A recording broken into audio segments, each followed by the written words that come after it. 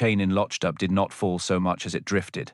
A fine, grey hair that clung to the wool of one's sweater and turned the surrounding Sutherland mountains into ghostly, jagged teeth. It was the sort of weather that discouraged tourists, silenced the seagulls, and made police constable Hamish Macbeth feel profoundly, comfortably lazy. Hamish stood by the banks of the River Annoy, his lanky frame draped in a waterproof jacket that had seen better decades. His shock of ginger hair was dampened into dark russet streaks, and his hazel eyes were fixed with predatory intensity on a swirling eddy near a submerged rock. In his hand was not a regulation police notebook, but a sturdy poaching rod. Beside him sat Tozer, a dog of such indeterminate breed and shaggy proportions that he resembled a discarded hearth rug.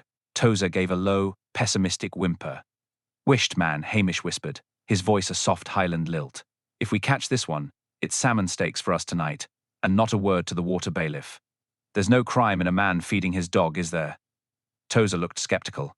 He knew that Hamish's definition of feeding the dog usually involved the dog getting the tail and Hamish getting the rest, washed down with a pot of thick, black coffee. The peace of the morning, the holy, illicit silence of a successful poach was suddenly shattered by the aggressive crunch of gravel and the roar of a high-performance engine. A bright orange Land Rover Defender, bristling with unnecessary snorkels, winches, and roof racks, skidded to a halt on the narrow track above the riverbank. Hamish sighed, expertly collapsed his rod in one fluid motion, and slid the illicit salmon into a deep, waterproof pocket of his coat, just as a man vaulted out of the vehicle. The newcomer did not climb out, he deployed himself. He was a broad-shouldered man in his late 40s, wearing brand-new designer camouflage gear that looked more suited for a jungle raid than a damp Tuesday in the Highlands.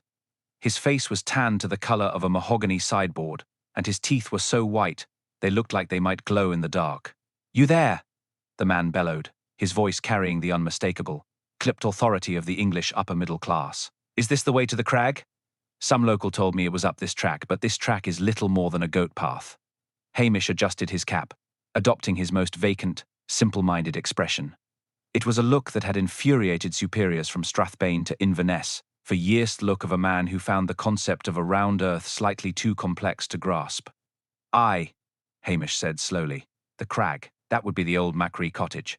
You'll be the Sassenach who bought it then." The man winced at the term but puffed out his chest. "Major Marcus Stirling. Essays retired. Though one never truly retires from the regiment, I've come here for the great silence, to test myself against the elements. I find the locals down in the village a bit soft, lacking in discipline." Hamish looked at Stirling's pristine boots. "Is that so? Well, Major, the elements here have a way of testing a man back, usually with pneumonia." Stirling let out a braying laugh and slapped his thigh. "Good one, Constable. I assume you are the constable. You look a bit unkempt for a representative of the law. If you were in my unit, I would have you doing laps of the loch until you found a razor." "I find that the sheep don't mind the stubble, and the criminals are too drunk to notice," Hamish replied mildly. "Quite. Well, listen. Macbeth, that's the name, right? I'm organizing a mountain mastery weekend for some of my associates from London. High-stakes survival. Real man versus nature stuff. I expect the local police to stay out of our way. We'll be using blank rounds for drills, and perhaps some controlled pyrotechnics." Hamish felt a familiar headache beginning behind his eyes. Lochdubh was a place where the most exciting event of the week was usually the arrival of the mobile library, or a particularly heated argument over a bridge hand at the local hotel. The last thing it needed was a macho man playing soldiers in the hills. "Pyrotechnics," Hamish repeated, making the words sound like a foreign delicacy. "The birds won't like that. And Mrs. Kennedy's Highland cows are very sensitive. They might stop the milk, and then where would we be for the tea?" Stirling smirked, looking down his nose at Hamish. "Typical. Mo vision, mo drive, just tea and cows. You Highlanders are a dying breed, Macbeth. You've got no go in you. You just sit here and let the moss grow over you." "I like the moss," Hamish said simply. "It's soft, and it doesn't shout." Stirling ignored him, hopping back into his orange beast of a car. "Just stay out of the hills this weekend, Constable. I would not want you getting lost or tripping over your own feet while the real men are at work." With a spray of mud that splattered Hamish's trousers, the Major sped off, his engine whining as he forced the gears up the steep incline toward the crag. Hamish watched him go, his eyes narrowing. The Macho Man was exactly the kind of person who brought trouble to Lochdubh. Men like Stirling didn't understand that the Highlands didn't care about your military record, or your expensive gear. Highlands had a way of swallowing the arrogant whole.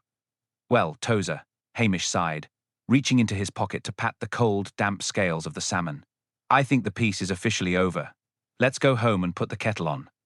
I have a feeling I'll need my strength for whatever mess that man is about to make. As he walked back toward his small police station, the ginger PC felt a prickle of unease. He had seen many outsiders come to Lochdubh to conquer it. Most left with nothing but a cold and a bruised ego.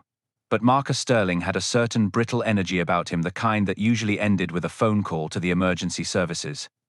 Or a body in the heather. Hamish made it back to the police station and was small.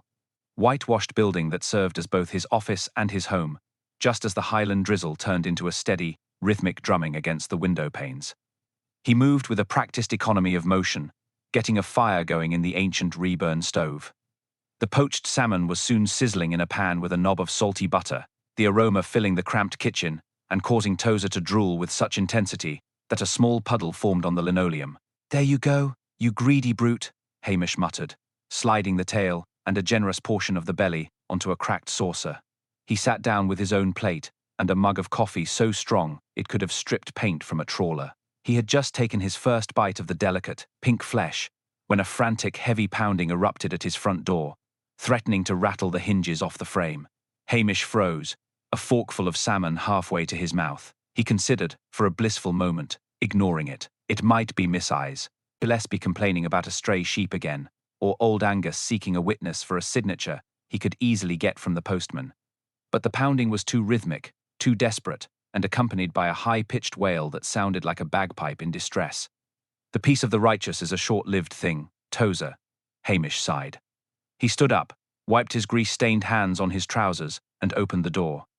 Standing on the step was Geordie MC Nab, the village's resident oddjob man and a fellow of limited imagination.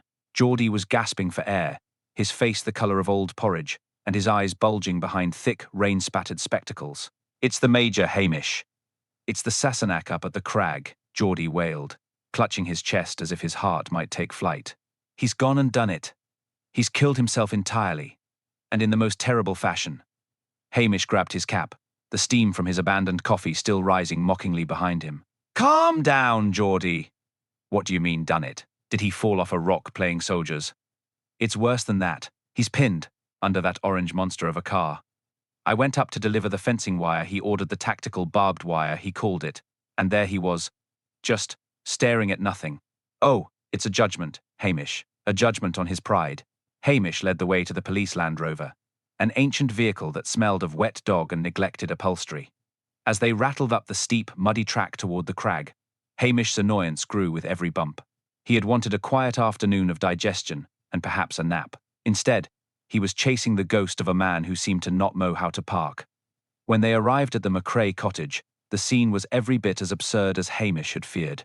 The orange Land Rover was perched precariously on a slope, its rear wheels resting in a shallow, freshly dug trench what Sterling had likely called a defensive perimeter. Beneath the heavy rear bumper lay Major Marcus Sterling. He was dressed in a full ghillie suit of frayed burlap and green twine designed to make him blend into the forest. In death, he looked like a giant, mossy heap of laundry that had been run over by a tractor. His face, still fixed in a grimace of supposed macho grit, was crushed beneath the chassis. He had apparently been checking the depth of his trench when the vehicle, left in neutral with a faulty handbrake, had simply rolled backward over him. Hamish knelt in the mud, Tozer sniffing curiously at a tactical flashlight that was still flickering feebly in the Major's limp hand. There was no pulse, only the cold, stiffening reality of a man who had been outmaneuvered by his own equipment. Is he dead, Hamish?" Geordie whispered from a safe distance, shielding his eyes. "As a doornail, Geordie, and a very foolish doornail at that." Hamish looked around the site. There were tripwires made of bright fishing line crisscrossing the garden, and a collection of sharpened stakes piled near the porch. It was the playground of a paranoid man, and yet it was a simple mechanical failure or a simple oversight that had ended him. But as Hamish looked closer at the gear stick through the window of the Land Rover, his hazel eyes narrowed. The handbrake wasn't just off, it looked as though the release button had been tampered with, or perhaps just slicked with something, and the heavy ghillie suit the Major was wearing, it was snagged on a nearby bush in a way that suggested he hadn't just been standing there. The angle of the body was slightly off for a simple rollback. Hamish let out a long, slow breath, This wasn't just a ruined afternoon. This was going to involve the big men from Strathbane. It was going to involve paperwork, shouting, and the inevitable red-faced arrival of his nemesis. "Go down to the hotel, Geordie," Hamish said, his voice dropping into that deceptively soft Highland register. "Tell them to phone the headquarters in Strathbane. Tell them we have a fatal accident at the crag. And Geordie, don't touch anything, not even a blade of grass." The Major was very protective of his grass. As Geordie scrambled away, Hamish stood alone in the rain with the corpse of the Macho Man. He looked at the orange car, the ridiculous camouflage, and the dark, silent mountains above. The great silent Sterling had come for had finally claimed him, but Hamish had the nagging, uncomfortable feeling that someone had helped the silence along. He reached out and touched a piece of the tactical wire Geordie had mentioned. It was sharp, cold, and entirely unnecessary. The sound of a distant, aggressive siren began to wail from the direction of the coast road, cutting through the mist like a blunt knife. The Strathbane police were coming, and with them, the piece of Lochdubh was about to be pulverized. Hamish adjusted his cap, prepared his simpleton face, and waited for the storm to break. The wail of the sirens grew into a deafening, discordant shriek that sent a flock of starlings scattering into the grey sky.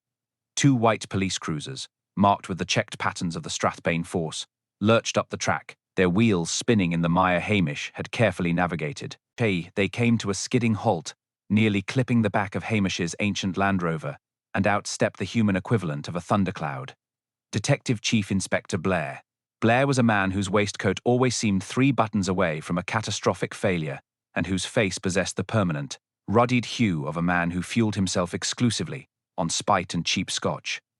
Behind him trailed Detectives Anderson and McLean, looking like 2 weary schoolboys following a particularly vengeful headmaster. "Macbeth!"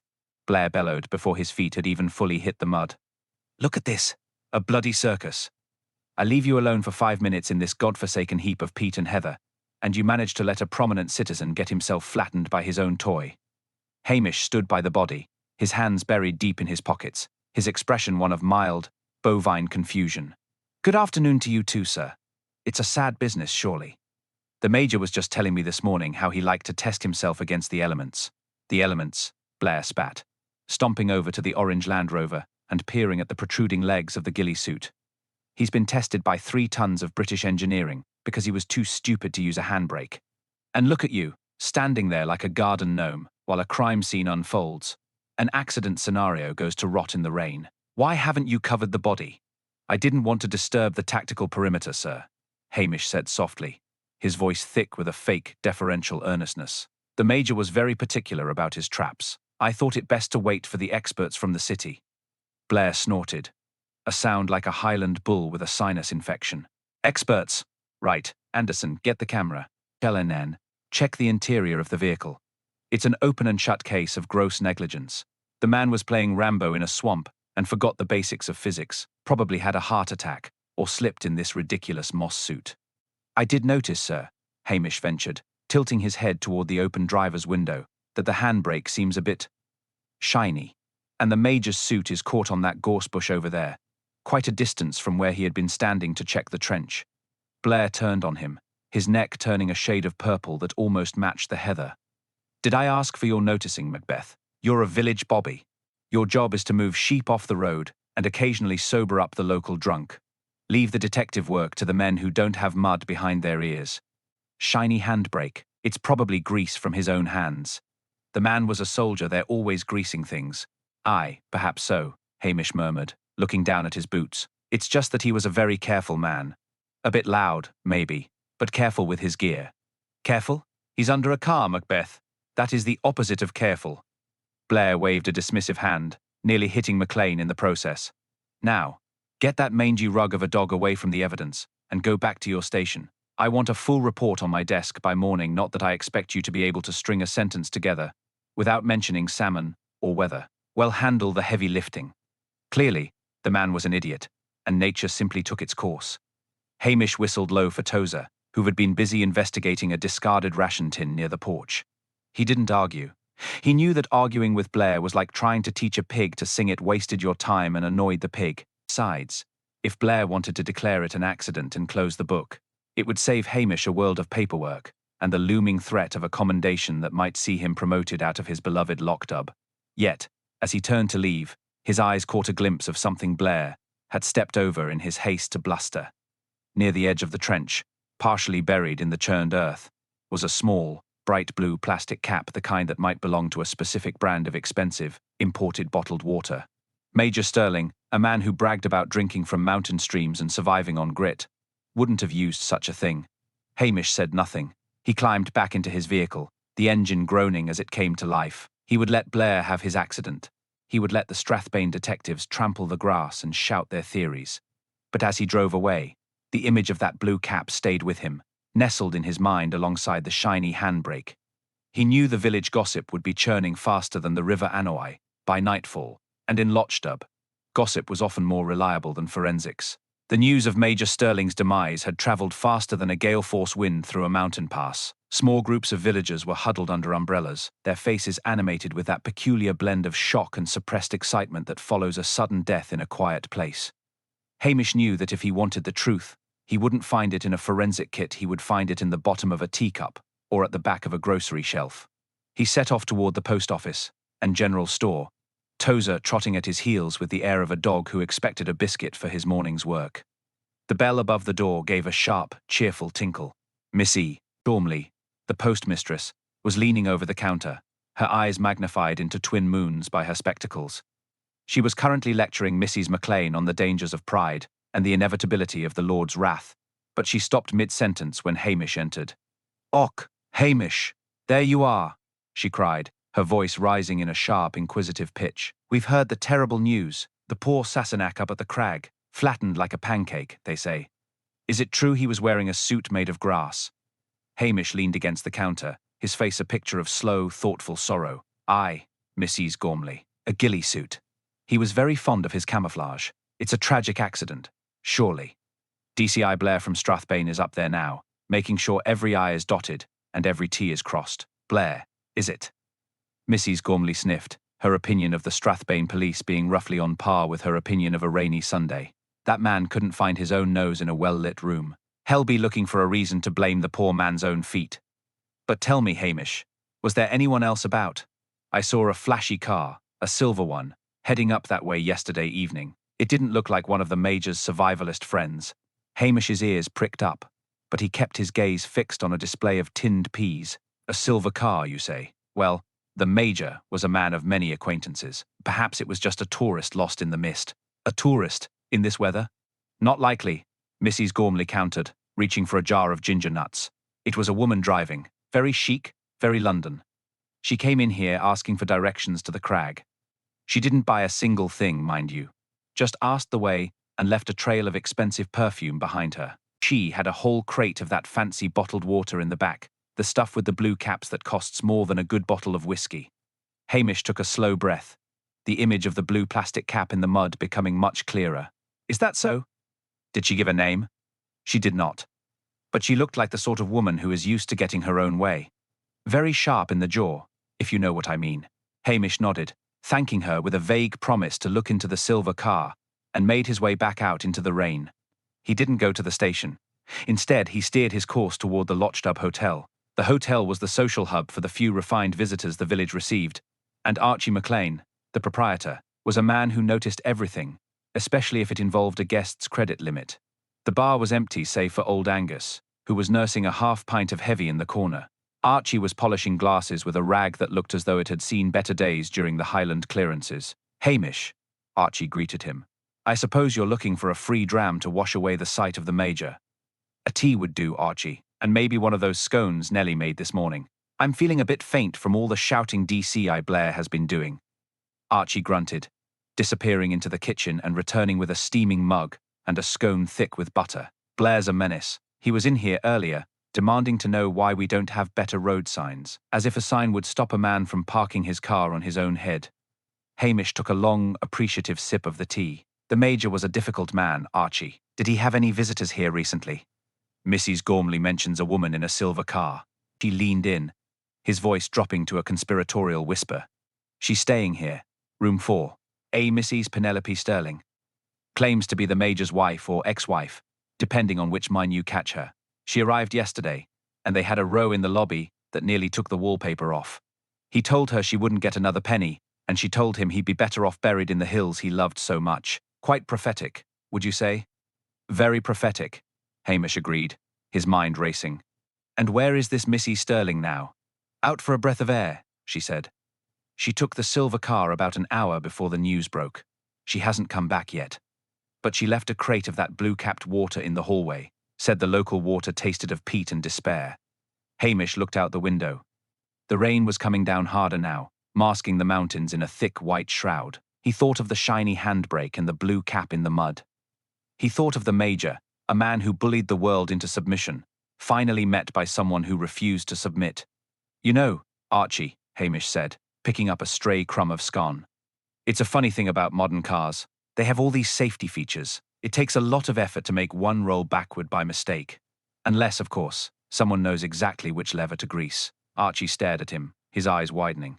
You don't think it was her, do you? A lady like that, in a silk scarf? Hamish stood up, adjusting his belt. In Lochdubh, Archie, the silk scarves are often the most dangerous things of all. I think I'll take a stroll down by the pier. I find the sea air helps me think, especially when the police from Strathbane are so busy thinking of nothing at all. He left the hotel, the damp wind biting at his face. He wasn't just mooching for tea anymore. He was looking for a silver car and a woman who didn't like the taste of the Highlands. The accident was starting to look very much like a meticulously planned execution, and Hamish Macbeth was the only one who had bothered to look at the water bottles. He whistled for Tozer, and the two of them disappeared into the mist, moving with the quiet, deceptive purpose of a hunter who knows exactly where the prey is hiding. The investigation was no longer about a clumsy Sassenach, it was about the secrets hidden in the silver reflections of a rainy Lochdubh afternoon. The village felt smaller now, the shadows longer. Hamish knew he had to move carefully. If Blair found out he was poking his nose into a closed case, there would be hell to pay. But if he didn't, a killer would drive away with a trunk full of expensive water and a heart as cold as the loch.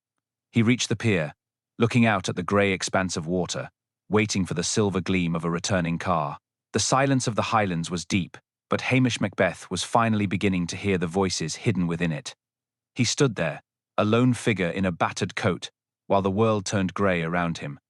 He was no longer the lazy constable, he was the man who saw what others chose to ignore, and the game had only just begun. The rain continued to fall, washing away the tracks on the road, but the tracks in Hamish's mind were becoming clearer with every passing second. He knew the Major hadn't just fallen, he had been pushed by a past he couldn't outrun. And in Lochdubh, the past had a way of catching up with everyone. Eventually, he waited, the cold seeping into his bones, a silent guardian of a truth that was still struggling to come to light. The clock in the village square struck the hour, a lonely sound that echoed across the water. Hamish turned away from the pier, his mind settled. He had his lead, and he had his motive. Now, all he needed was the proof, and for that, he would need more than just a cup of tea. He would need to be the smartest man in the room, while letting everyone believe he was the slowest man in the Highlands. It was a role he had played many times before, and one he played to perfection. As he walked, he began to hum a low Gaelic tune, the sound lost in the wind. The Macho Man was dead, but the mystery of his ending was only just beginning to breathe. The Ha continued to cling to everything, a thick, white blanket that hid the sins of the living and the silence of the dead. Hamish Macbeth walked on, his steps steady, his eyes bright with a sharp, hidden intelligence. The peace of Lochdubh was gone, but the justice of the Highlands was about to be served, one way or another. He reached his Land Rover, the silver car nowhere in sight, but he knew it would come. They always came back, eventually, to see if they had truly gotten away with it. And Hamish would be there, waiting, with a pot of coffee and a very long memory. The rain didn't matter anymore, nothing mattered but the truth. He climbed in, Tozer following, and drove slowly back toward the center of the storm. The rain was still a persistent, soaking presence as Hamish pulled the Land Rover into the small gravel pull-in outside the police station. To his surprise, a sleek, dark blue Volvo was already parked there, its finish gleaming even under oppressive grey light of the afternoon. She knew that car well. It belonged to Priscilla Halberton Smythe, the daughter of the local landowner, and the woman who occupied a permanent, albeit frustrating, space in Hamish's heart. He felt a familiar stir of anxiety, a mixture of pleasure at seeing her, and the inevitable awkwardness that came with their complicated relationship. He climbed out, Tozer following with a heavy hop, and found Priscilla standing under the small porch of the station, looking as immaculate as if she had just stepped out of a fashion magazine rather than a muddy Highland village. Her blonde hair was perfectly styled, and her trench coat was a crisp, pale beige that defied the humidity. "Hamish," she said, her voice a cool, pleasant breeze that always made him feel slightly more unkempt than usual. "I heard about the excitement up at the crag. The whole village is talking about nothing else." Hamish unlocked the door, ushering her into the small, wood-scented warmth of the office. "It's a bad business, Priscilla. DCI Blair from Strathbane is already there, turning the place into a battleground of shouting and bad logic. He's convinced it's an accident, and I'm half inclined to let him believe it, if only to get him out of Lochdubh sooner." He moved to the small stove, reaching for the kettle. "Coffee? Please," she replied, sitting on the edge of the spare chair with a grace he could never hope to emulate. "But I don't think you do believe it's an accident, Hamish. You have that look in your eye, the one you get when you've noticed a loose thread that everyone else is busy tripping over." Hamish paused, the kettle in his hand. The Major was a loud man, Priscilla. A man who liked to play at being a soldier. But he was also a man who knew his equipment. To have his own car roll over him in his own driveway. "It sits wrong with me." There was something about the handbrake. Priscilla watched her coffee, her expression thoughtful. "I knew Marcus and Penelope in London, you know. My father did some business with his family's estate. Marcus was always a bit of a pretender. He loved the image of the rugged adventurer, but he didn't have the sense to match the swagger. Penelope, however, is a different creature entirely." Hamish set the mugs down on the desk, the steam rising between them. "Tell me about her." "Mrs. Gormley says she arrived in a silver car and has a fondness for expensive bottled water with blue caps." Priscilla smiled thinly. Penelope was a Verney before she married Marcus. Her father owned one of the most successful independent racing garages in the Midlands. She grew up around engines, Hamish. She used to compete in amateur rallies. She knows more about the internal combustion engine than most mechanics in Strathbane. Hamish felt a sharp click in his mind, like a key finding its lock. A rally driver. Then she knows exactly how a handbrake works. She'd know how to make one fail softly, or how to lubricate the mechanism so it wouldn't catch properly under pressure. It wouldn't take a genius, just someone with technical skill and a bit of grease. "Exactly," Priscilla said, sipping her coffee. "And there's something else. Marcus didn't have a penny of his own. The Major title was mostly social, and the lifestyle was entirely funded by Penelope's inheritance. I heard rumors at the club that he was planning to leave her for a younger woman yoga instructor from Chelsea. If he left her, he would be destitute. But if he died while they were still married, she would keep the estate and the remaining capital. She has everything to gain from his absence." Hamish leaned back, the old wooden chair creaking under his weight.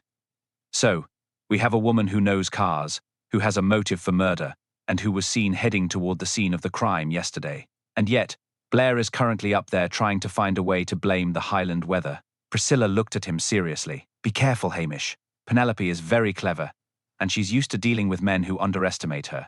She plays the part of the grieving, fragile wife very well, but underneath that silk scarf is a woman who can strip an engine in 20 minutes. She won't be easily rattled by a village constable." Hamish sighed, rubbing his face with his hand. "I'm not looking for a fight, Priscilla. I just want to stay in Lochdubh and be left in peace.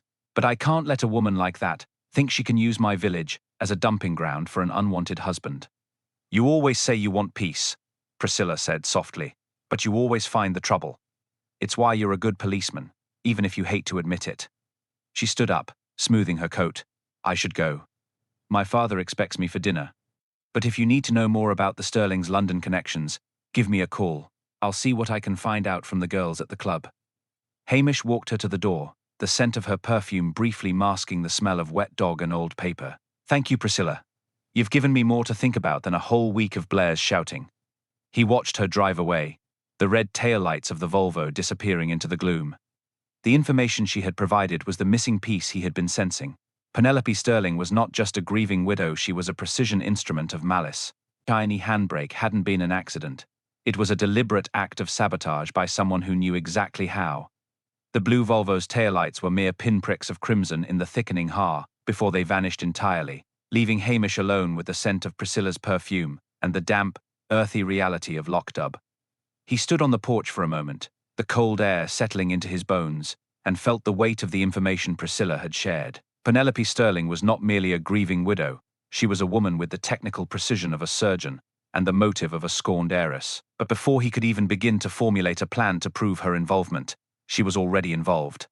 The sound of DCI Blair's voice, amplified by the natural acoustics of the village square, reached his ears. It was a roar of triumph, the kind Blair reserved for when he believed he had cornered a particularly dim-witted prey. Hamish sighed, whistled for Tozer, who was busy investigating a particularly interesting scent near the station's dustbin, and began the short walk toward the Lochdubh Hotel, where the shouting seemed to be centered. The hotel's lounge had been transformed into a makeshift interrogation room. The fire was roaring, but it did little to cut through the chill of the atmosphere. DCI Blair was looming over a trembling Geordie MC Nab, who was perched on the edge of a velvet chair, as if he expected it to eject him at any moment. Anderson and McLean stood by the door, looking embarrassed, while a few locals hovered in the hallway, eavesdropping with practiced Highland subtlety. "It's no use blubbering, MC Nab," Blair barked, slamming a meaty hand onto a small mahogany table, causing a tray of empty glasses to rattle ominously. "Tray, we found the bill for that tactical wire in the Major's pocket." It was crumpled, as if it had been shoved there during a struggle. "You went up there to get your £12, he laughed at you, and you gave that orange monstrosity of a car a shove while he was poking about in his trench. It's a classic case of peasant resentment boiling over into a murderous impulse." "I never," Geordie wailed, his voice cracking. "I just left the wire on the porch. I never even saw the man. I heard the car engine groaning, and I thought he was just practicing his escape maneuvers, so I ran away. I am a peaceful man, Inspector. I would not hurt a fly, let alone a man with a private arsenal." Hamish stepped into the room, his cap in his hand, looking as though he had just wandered in search of a lost button. "Begging your pardon, sir," he said, his voice dropping into its most vacant Highland drawl. "I couldn't help but hear the commotion." "Is Geordie in trouble, then?" Blair whirled around, his face a vivid shade of magenta. "Trouble. He's practically on his way to the gallows, Macbeth. I've got motive, opportunity, and a suspect who looks guilty, if you so much as look at him sideways. Now stay out of this. I'm about to get a confession." Hamish moved closer to the fire, warming his hands. "It's just a thought, sir, and feel free to tell me to wish.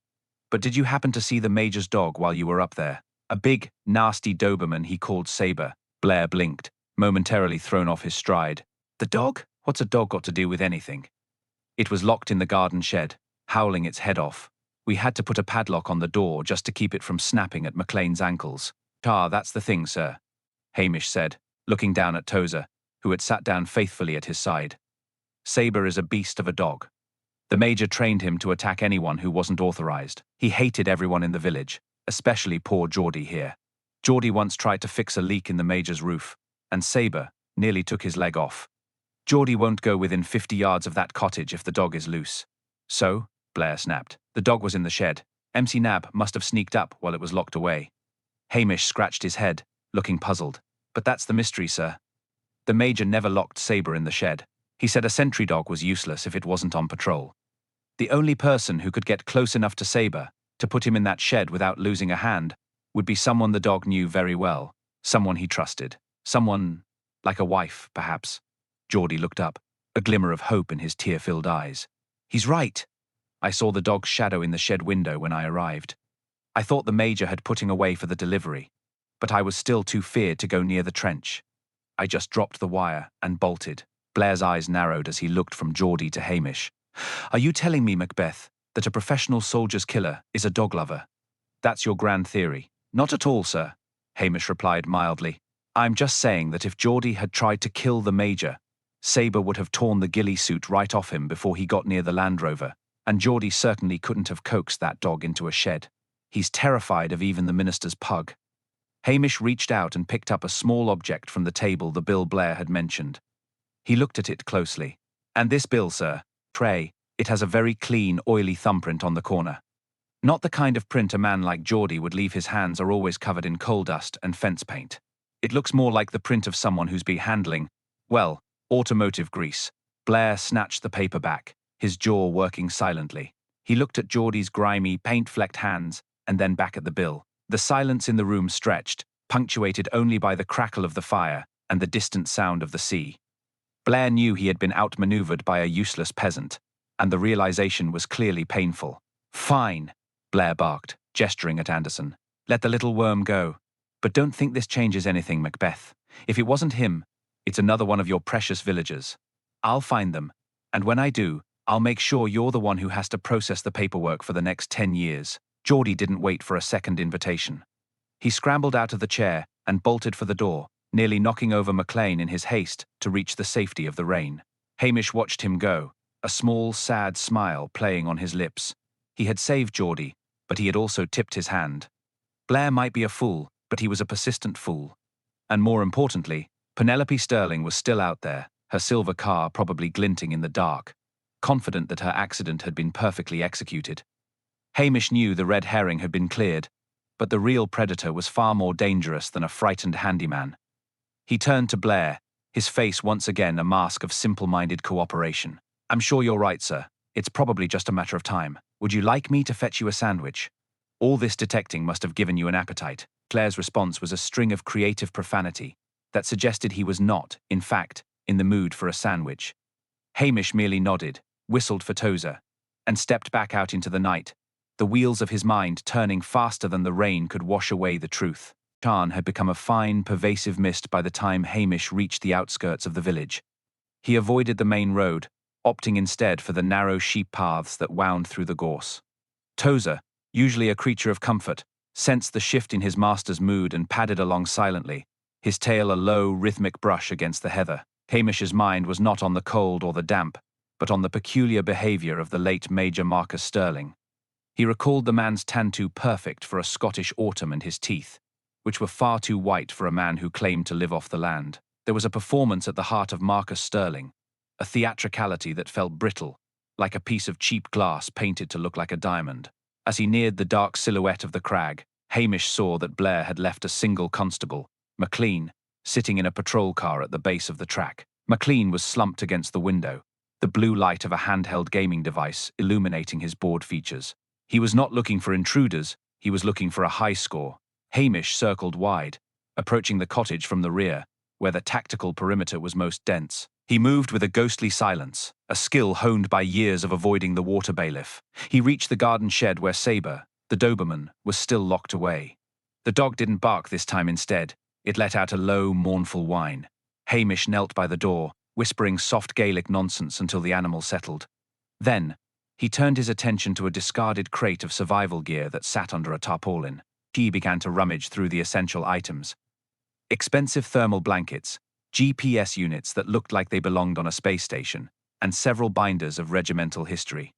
Hamish pulled out one of the binders, flipping through the pages by the light of his torch. It was filled with photocopied articles and photographs of a younger Marcus Sterling.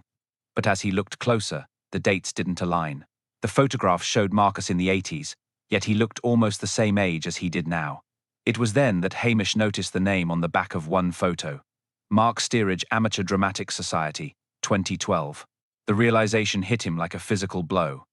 The Major was not a veteran, he was a failed actor who had stumbled into a role and decided to live it.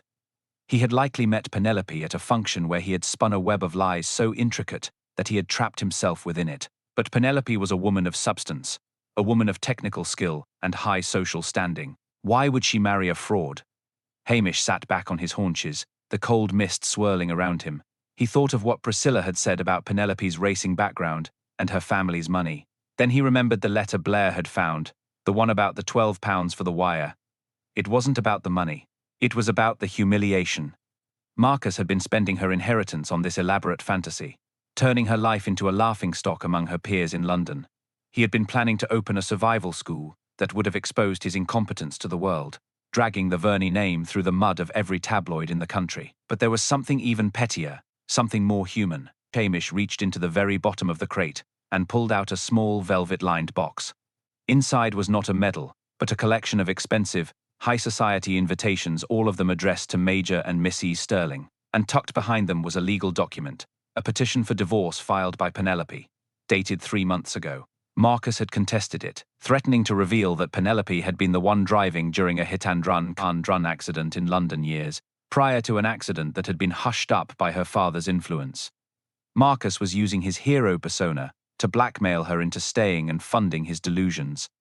If he were dead, the secret would likely die with him, and she would be free to return to her world as the tragic, wealthy widow of a fallen soldier. It was a motive as old as the hills, the preservation of status at the cost of a life. The Macho Man had been a leech, and the fragile wife had simply found a way to stop the bleeding. Hamish stood up, his knees cracking in the silence. He looked toward the cottage, where the orange Land Rover still sat like a silent tombstone. Penelope hadn't just killed a man, she had edited her life. She had used the very macho stupidity of her husband to engineer his end, knowing that the police would see exactly what she wanted them to see. A fool who had outsmarted himself. She had greased the handbrake, locked the dog away, and waited for the inevitable. The blue cap in the mud was not a mistake, it was a signature. She was so confident in her superiority that she hadn't even bothered to be entirely careful. She knew that a man like Blair would never look past the surface, and she believed that a man like Hamish was too slow to even find the surface. "Well, Tozer," Hamish whispered, tucking the Mark Steerage photograph into his pocket. "It seems the Major was a better actor than he was a soldier, but he's met an audience that isn't clapping." The pieces were all in place now. He knew the how, the why, and the who, but knowing wasn't the same as proving. Penelope was likely at the hotel now, playing the part of the grieving widow, surrounded by the sympathy of the villagers and the protection of her wealth. To catch her, he would need to do more than just present evidence to Blair. He would need to lure her into a situation where her own technical expertise and her own arrogance would betray her. He began the walk back down the hill, his mind already weaving a trap. It would have to be subtle, a Highland trap that relied on the weather, the isolation, and the one thing Penelope couldn't control: her own contempt for the simple people of Lochdubh. The game was no longer a mystery, it was a confrontation, and Hamish Macbeth was finally ready to take the stage. He glanced back one last time at the dark outline of the crag, a place of lies and shadows, and then disappeared into the white embrace of the Har, moving toward the village with a grim, silent purpose. The rain continued to fall, a cold witness to the secrets of the mountains, but Hamish Macbeth was no longer feeling the cold. He was feeling the sharp, exhilarating heat of the hunt. He would ensure that the curtain finally fell on this production, and the truth would be the only thing left standing when the mist eventually cleared. The walk back to the village was long enough for Hamish to refine the jagged edges of his deception. She knew that Penelope Sterling, with her polished London armor and her mechanical mind, would never fall for a direct accusation. She was a woman who dealt in the tangible grease, gears, and cold, hard numbers. To catch her, he would have to offer her something she couldn't resist, a threat to her newfound freedom that only she had the expertise to remove. He entered the Lochdubh Hotel, his boots squelching on the carpet, and found her exactly where he expected. She was seated by the window in the residence lounge, a glass of mineral water, with a slice of lemon held in a hand that did not tremble. She looked like a portrait of stoic grief, yet there was a stillness about her that was entirely too composed for a widow of mere hours. "Missy Sterling," Hamish said, pulling off his dank cap and wringing it out over a brass coal bucket. "I'm sorry to be disturbing your peace, but there's a small matter of the Major's equipment. I was up at the house just now, doing a final check for DC-5's Blair, and I found something that has me a bit puzzled." Penelope looked up, her eyes like chips of flint. "The police from the city have already been quite thorough, Constable Macbeth. Is there something they missed? I thought the matter was concluded a tragic mechanical failure, as your inspector so delicately put it." Hamish adopted a look of profound, localized confusion. "Aye, that's what he says. But you know how these city men are always in a rush to get back to their televisions. I was poking about under the driver's seat of the Land Rover, looking for the Major's logbook, and I found a little black box. It has all sorts of wires coming out of it, and a tiny red light that keeps blinking. Try mind the Major telling me he'd installed a black box recorder, you know, like the ones they have on the big airplanes to keep track of his maneuvers and tactical data. It seemed a bit advanced for a Sutherland track, but he was a man for the gadgets. He saw it then, a microsecond of tension in her jaw, a subtle tightening of the skin around her eyes. She knew as well as he did that no such civilian device existed for an old Land Rover. But she also knew that if Marcus had rigged something together, it could potentially contain a recording of the interior sounds, or worse, a log of the handbrake's manual override. "A recorder?" she asked, her voice perfectly modulated. "Marcus was always fond of gadgets. I'm sure it's just some toy he bought from a catalogue. Why does it concern you?" "Well," Hamish said, leaning in as if sharing a great secret, "I couldn't for the life of me figure out how to turn the thing off. And with the rain getting in through the broken window, I was feared the electronics might short out and lose whatever was on it. DCY Blair has gone back to Strathbane to fetch the specialist technical unit. They'll be here at first light tomorrow to dismantle it. Until then, I've just tucked it into the glove box and locked the car doors." I thought I should tell you, being the next of kin and all, in case it has any of your personal conversations on it. It would be a shame for the city boys to hear anything private. Penelope took a slow sip of her water. That was very thoughtful of you, Constable. A specialist unit, you say? It seems like a lot of trouble for an accident. Och, Blair is a man for the details when he thinks there's a promotion in it. Hamish lied effortlessly. He thinks, if he recovers tactical data from a hero like the Major, he'll be the talk of the Inverness press. I'm just a village bobby. I don't understand these high-tech things. I'll just be glad when it's all over, and I can get back to my tea. If you'll excuse me, I have to go and see if Nellie has any of those sandwiches left. This detective business is hungry work. He gave her a clumsy, deferential nod and shuffled toward the kitchen. He didn't look back, but he knew she was watching him. He knew she was calculating. If that box existed, and he had spent 20 minutes in his shed earlier rigging a battery and an LED into a plastic soap dish, she couldn't afford to let it be processed by a technical unit. She would have to go back to the crag. She would have to use her knowledge of the vehicle to retrieve it or destroy it before the sun rose. Hamish didn't go to the kitchen. He slicked out through the side fire exit, where Tozer was waiting in the shadows of the hotel's laundry van. The mist had thickened, turning the village into a world of muffled sounds and grey silhouettes. He didn't take the Land Rover the sound of the engine would give him away.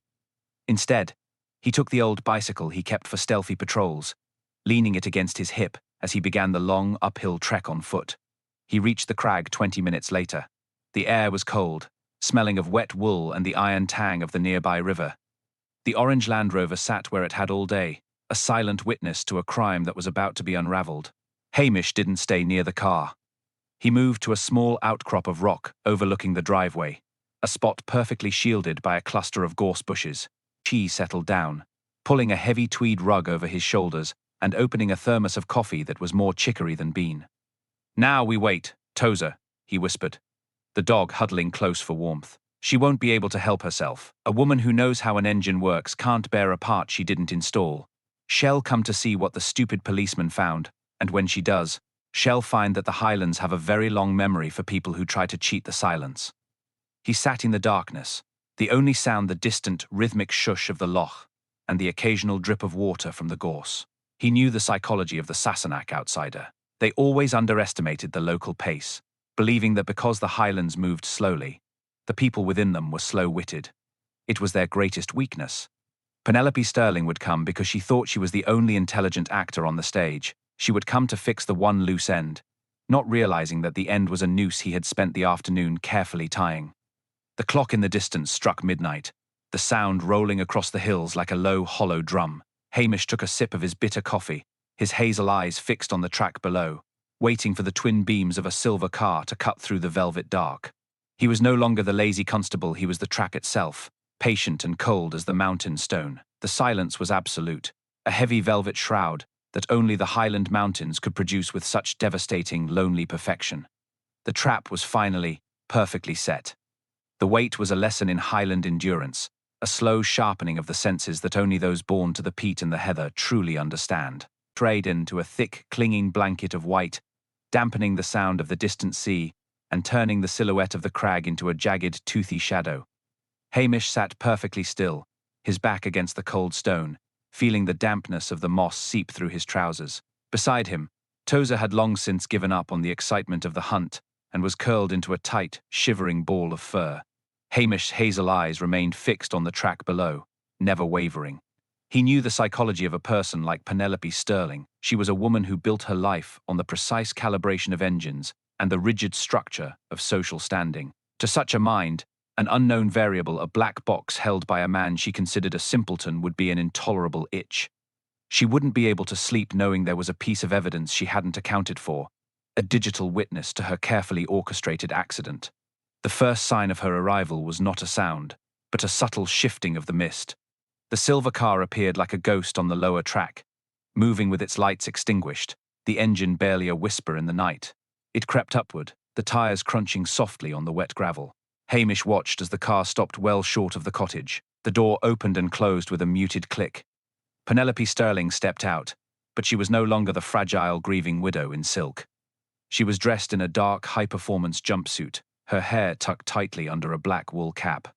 In her hand, She carried a professional-grade maglite and a small leather roll of tools. She moved with the predatory economy of someone used to the high-stakes environment of a rally pit, her steps sure and deliberate, despite the treacherous mud. She didn't hesitate. She went straight to the driver's side of the orange Land Rover, her flashlight a narrow, focused beam that cut through the hair like a surgical laser. Hamish waited until she had the door open and was leaning deep into the footwell, her hands searching the glove box for the fictional device. He stood up slowly, the joints of his knees popping with a sound like dry twigs breaking. He didn't rush. He walked down the slope with a steady, heavy tread, the light from his own torch illuminating the damp air. "It's a terrible time of night for a lady to be doing her own repairs, Missy Sterling," he said, his voice soft and resonant in the heavy air. "Especially when the Highland damp is so very hard on the lungs." Penelope bolted upright, her head cracking against the doorframe with a sickening thud. She whirled around, the maglite in her hand swinging wildly before settling on Hamish's face. For a moment, her composed mask slipped, revealing a raw, jagged snarl of pure hatred. "You," she spat, her voice no longer cool but sharp as a piece of broken glass. "You pathetic, ginger peasant. What are you doing skulking about in the dark? You told me you were at the hotel." Hamish stopped a few feet away, his expression one of mild, disappointed concern. "I find the hotel's tea a bit weak for my taste, and I was worried about that black box. I thought I'd stay and keep it company." He reached into his pocket and pulled out the small plastic soap dish, the red LED flickering feebly in the mist. "It's a funny thing, though.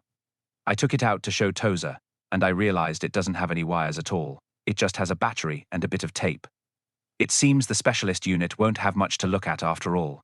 The silence that followed was heavy with the weight of her realization. She looked from the soap dish to Hamish, her eyes narrowing as the truth of the trap finally dawned on her. "You lied," she whispered, her hands tightening around the heavy flashlight. "You set this up. You think you're so clever, don't you? Playing the fool while you dig through people's lives." "I don't have to dig very far when the truth is lying in the mud, Penelope," Hamish replied, dropping the Missy Sterling with a sudden, chilling finality. "I know about Mark Steerage. I know about the amateur dramatics in London and the hit and run that kept him on your leash. I know you didn't marry a major, you married a parasite who was bleeding you dry. And I know that a woman who can rebuild a rally engine in a thunderstorm would have no trouble greasing a handbrake or locking a dog in a shed. You didn't just kill him, you disposed of a mechanical error." Penelope's face went white, her breath coming in ragged, visible plumes. The pretense of the grieving widow was gone, replaced by the cold, calculating survivalist Priscilla had warned him about. "Mark was a pathetic little man who deserved to be crushed by the weight of his own lies," she hissed. "I gave him everything, and he was going to ruin my family name for a yoga instructor. I wasn't going to let that happen, and I'm certainly not going to let a country policeman with a mangy dog stand in my way." Before Hamish could react, she lunged. She didn't scream, she moved with a sudden, violent burst of speed, swinging the heavy maglite toward his temple. Hamish, for all his deceptive laziness, moved with the fluid grace of a man who spent his days chasing poachers through the glens. He ducked, the flashlight whistling inches above his head, and grabbed her wrist. She was surprisingly strong, fueled by a frantic, cold-blooded desperation. She kicked out, her heavy boots catching him in the shin, and twisted away, darting toward her silver car. "Tozer! Stay!" Hamish barked, not wanting the dog to get a boot to the ribs. He sprinted after her, his long legs eating up the distance, as she scrambled into the driver's seat. She fumbled with the keys, the engine roaring to life with a high-pitched scream. The tires spun in the Highland muck, throwing a spray of grey slush over Hamish's face. He didn't hesitate, he threw himself onto the hood, his hands gripping the wipers as she slammed the car into reverse. The silver car lurched backward, fishtailing wildly toward the edge of the ravine. "Stop it, you fool!" Hamish shouted over the roar of the engine. "You'll go over the edge!" Penelope didn't listen. Her eyes were fixed on him through the windshield, glazed with a terrifying, singular focus. She shifted gears, the car bucking like a frightened horse, but the Highland mud was a far more formidable opponent than she had anticipated. The wheels sank deep into the churned earth, the chassis bottoming out with a jarring crunch. The engine whined, smoked, and finally died with a pathetic mechanical wheeze. Hamish slid off the hood, his chest heaving, his face splattered with mud. He moved to the driver's door and yanked it open before she could lock it. Penelope sat frozen, her hands still gripping the steering wheel, her breath hitching in her throat. The fire was gone from her eyes, replaced by a hollow, defeated stare. "It was a perfect plan," she whispered, her voice barely audible over the wind. He was a fool. Everyone knew he was a fool. Should have worked. The problem with the perfect plan, Penelope, Hamish said, reaching in to take the keys from the ignition, is that you forgot about the people who live in the mud you despise.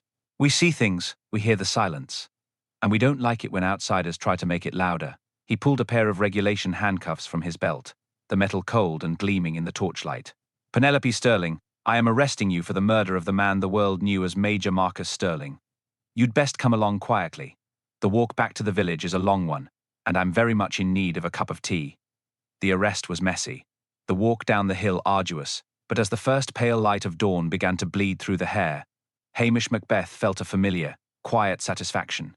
The Macho Man was truly gone, and the truth, as cold and unyielding as the Sutherland granite, had finally been served. The mist began to lift, revealing the quiet beauty of Lochdubh, a village that had once again closed its ranks against the storms of the outside world.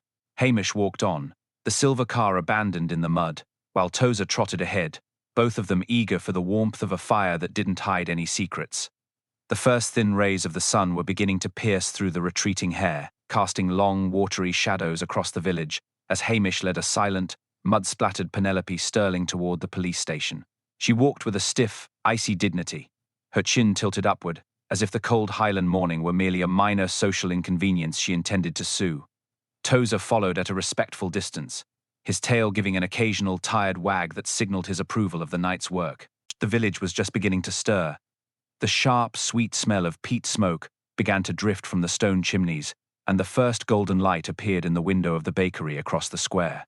Hamish felt the heavy exhaustion of the night settling into his joints like damp rot, but his mind remained sharp, focused on the final, most delicate stage of the entire investigation, the preservation of his own obscurity.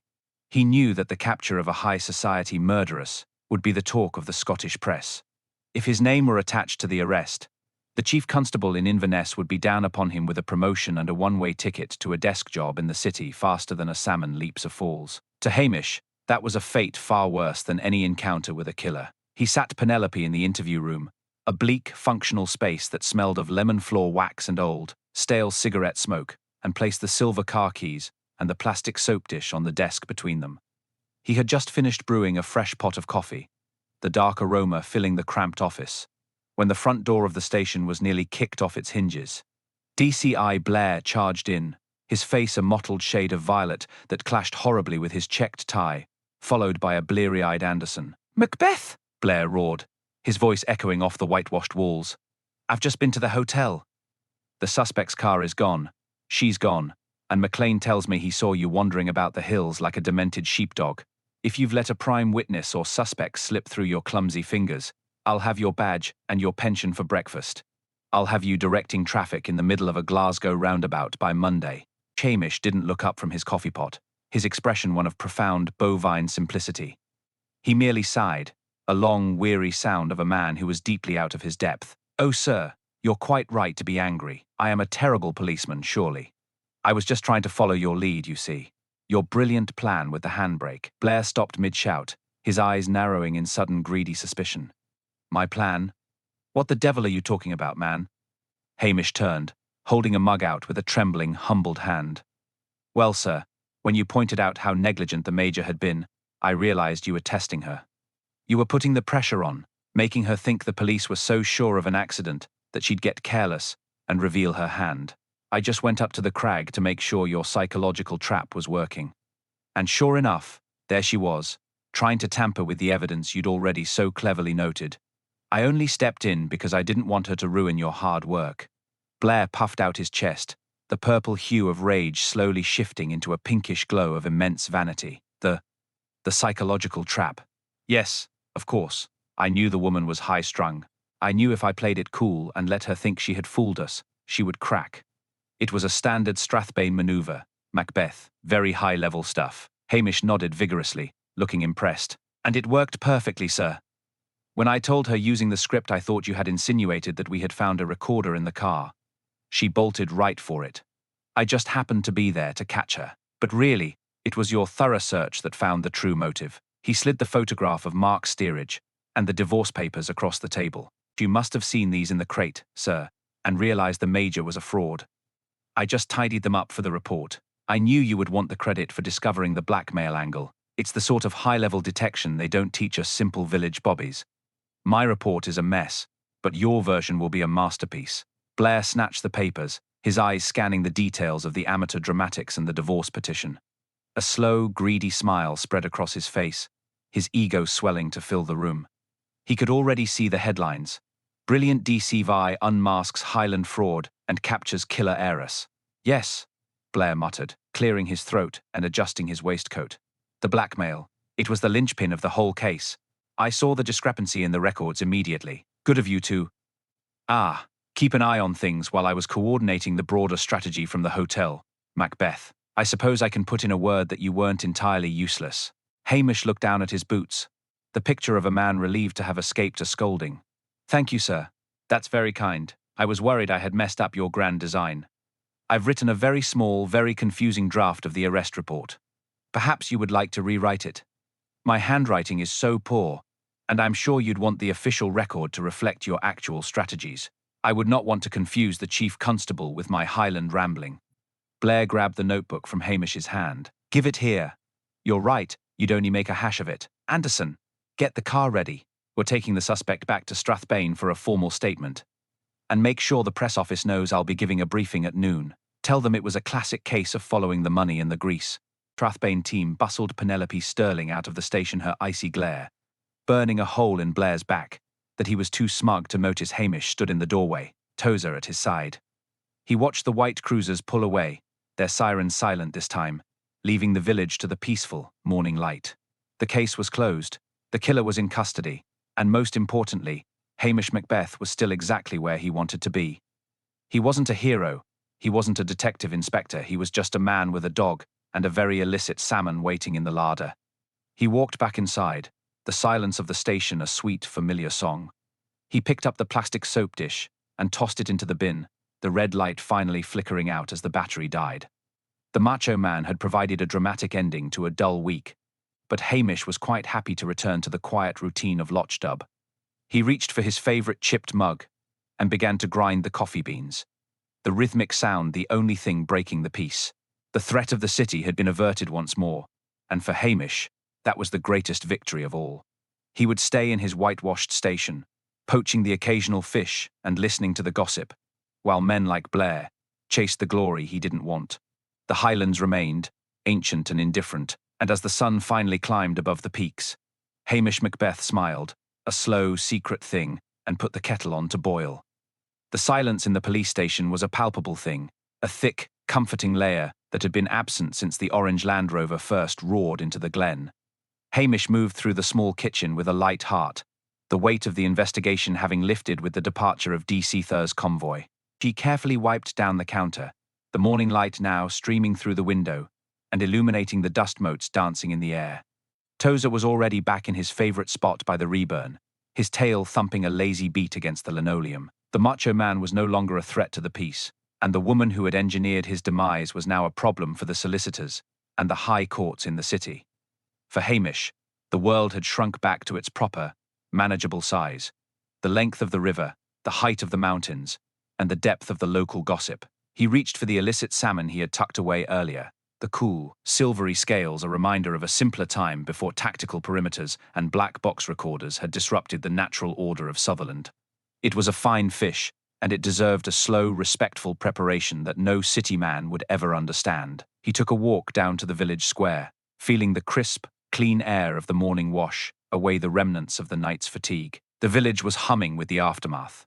At the post office, Mrs. Gormley was already holding court, her voice a sharp, celebratory trill as she recounted a highly embellished version of the arrest to a group of wide-eyed tourists.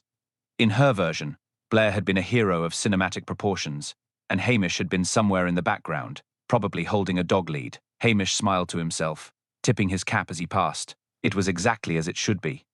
The more the world believed in Blair's brilliance, the safer Hamish was from the prying eyes of the promotion board.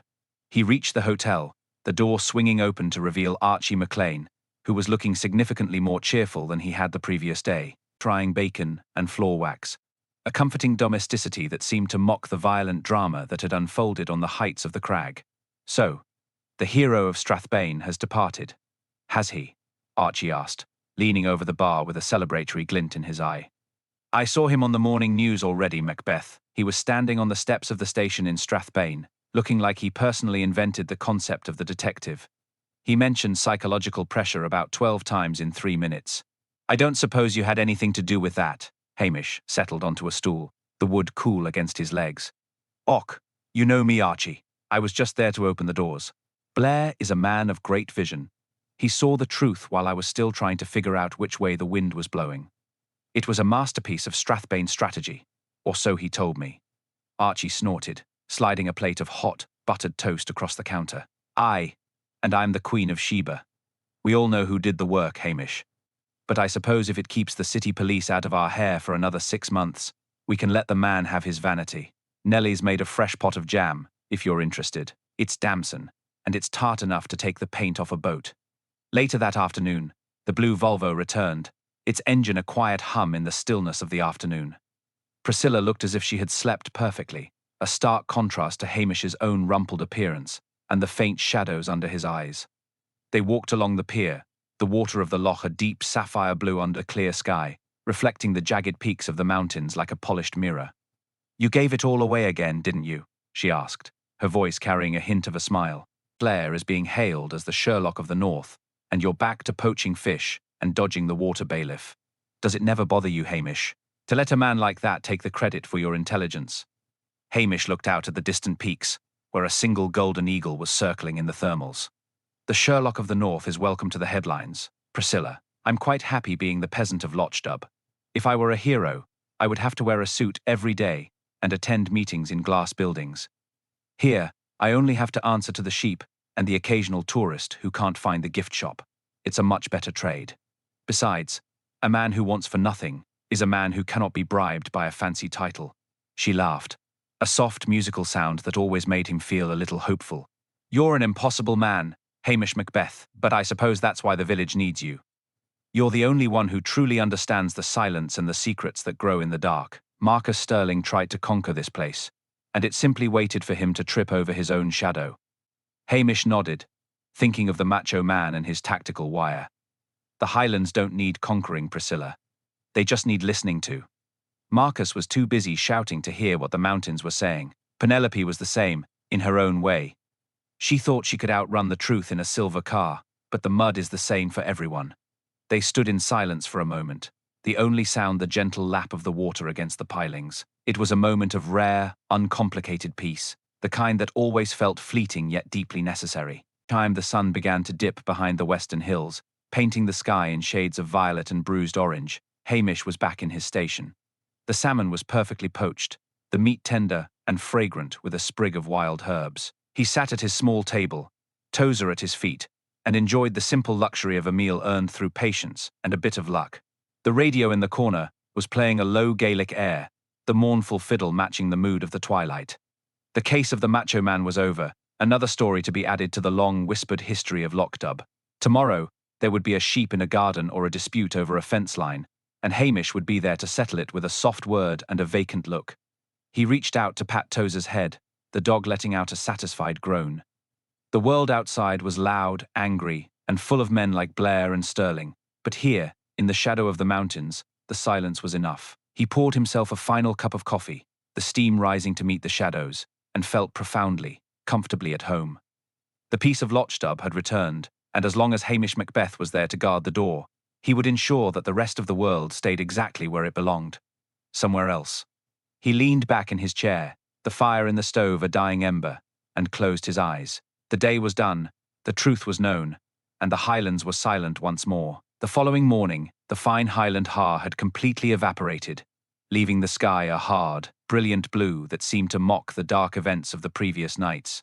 From his vantage point on the porch of the police station, Hamish Macbeth watched as a heavy-duty recovery truck from Laireg slowly winched the orange Land Rover onto its flatbed, roar of its engine, or the aggressive presence of Marcus Sterling behind the wheel. The vehicle looked small and Garisha bright, metallic beetle turned on its back, out of place against the ancient stoic backdrop of the Sutherland Peaks. The tactical perimeter was being dismantled by two local lads who were more interested in the quality of the major's discarded boots, than the military significance of his trenches. The great silence that Sterling had sought with such noisy bravado had finally returned to the crag, though it was now a silence born of vacancy rather than peace. Hamish took a long, thoughtful sip of his coffee, the brew thick enough to stand a spoon in, and felt a twinge of the familiar melancholy that always followed a closed case. The Morning Post had brought a copy of the Strathbane Sentinel, and there, splashed across the front page, was a photograph of DC Fust Blair. He was looking remarkably smug, his chest expanded so far it threatened to pop the buttons of his best tweed jacket. The headline screamed, "Local detective cracks high society homicide." The article went on to describe, in breathless and largely fictional detail, how Blair had instinctively sensed the foul play beneath the surface of a tragic accident. It mentioned his prowess in forensic psychology and his unwavering commitment to justice, even in the remote outposts of the Highlands. There was no mention of a ginger-haired constable, a plastic soap dish, or a very observant dog. Hamish leaned back in his chair, a small, wry smile playing on his lips.